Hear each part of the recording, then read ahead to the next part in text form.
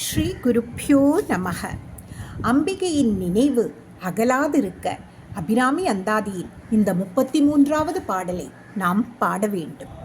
இழைக்கும் வினை வழியே ஆடும் காலன் என்னை நடுங்க, அழைக்கும் பொழுது வந்தஞ்சலன் மாயத்தர் சித்தமெல்லாம் குழைக்கும் களப குவிமுலையாமலை கோமளையே, உழைக்கும் பொழுது உன்னையே அன்னையே என்பனோடி வந்தே. இனி இதன் விளக்கத்தை பார்ப்போம்.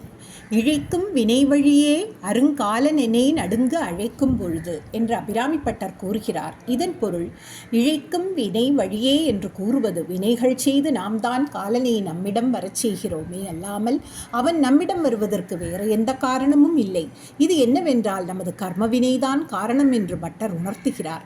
அப்படி நம்மிடம் வரும் காலன் என நடுங்க என்கிறார் பட்டர். வெறும் காலன் மட்டுமல்ல, கொடுங்காலன் காரணம் நம்மையும் துயரத்தில் ஆழ்த்தி நம்மை சேர்ந்தவர்களையும் துயரத்தில் ஆழ்த்துகிறார். காலனை கண்டால் அஞ்சி நடுங்கி உயிர் பதைக்கும். இதனை நடுங்க அழைக்கும் போது நமக்கு நடுக்கத்தை உண்டாக்குகிறார் பட்டர்.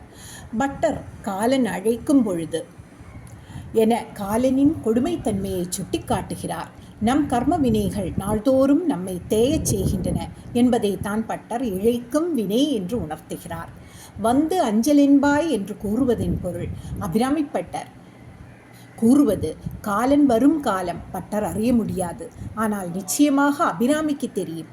அபிராமிக்கு தெரியாமல் காலன் வர முடியாது. ஆகவே அந்த காலன் அபிராமிக்கு தெரியாததால் அவள் ஓடி வந்து பட்டரை காக்க வேண்டும் என்று பொருள். ஆகவே தினமும் அம்பாளை அழைத்தால் அந்தகன் வரும் தினம் நாம் அழைக்காமலேயே நம்மை நோக்கி அம்பாள் ஓடி வந்து காத்தருள்வாள் என்று கூறுகிறார்.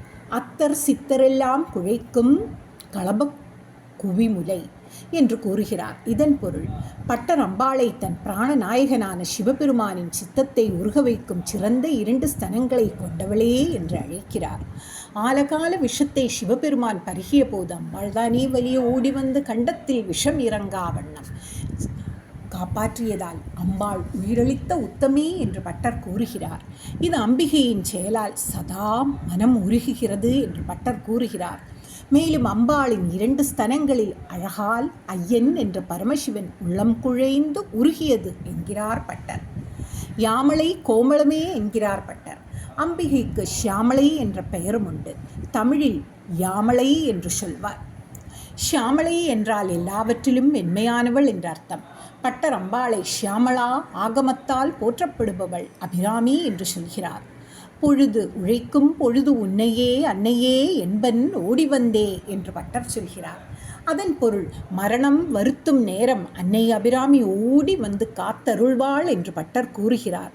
இதனை பட்டர் அழைக்காமலேயே எமன் வந்து அழைக்கும் பொழுது பட்டரை காக்க அம்பாளே அழைக்க அவள் ஓடி வந்து காத்தருள வேண்டும் என்கிறார். எந்த நாமத்தை அழைத்தால் அம்பாள் வருவாள் என்று ஒரு கேள்வி எழலாம்.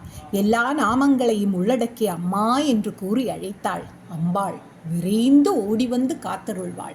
காமாட்சி என்று அழைத்தால் காமாட்சி மட்டும் வருவாள். இதுபோல் மீனாட்சி என்று அழைத்தாள் மீனாட்சி மட்டும் வருவாள். இப்படி ஒவ்வொரு அம்பாளை இல்லாமல் அம்மா என்று அழைத்தால் நெருக்கமான அன்பு கொண்ட அம்பாள் அன்னையே என்று அழைத்தாலும் ஓடி வந்து காத்தருள்வாள் என்று பட்டர் விவரிக்கிறார். ஆகவே அந்தகன் காலன் வரும் தருணம் நேரம் உன்னையே அன்னையே என்பன் அம்பாள் ஓடி வந்து அருள வேண்டும் என்று பட்டர் அபிராமிப்பட்டர் பிரார்த்திக்கிறார். அப்படியே நாமும் எல்லோரும் பிரார்த்திப்போம். தாயே எங்களை காப்பாத்துன்னு பிரார்த்திப்போம். ஸ்ரீ அபிராமி அம்மன் திருவடிகளே சரணம்.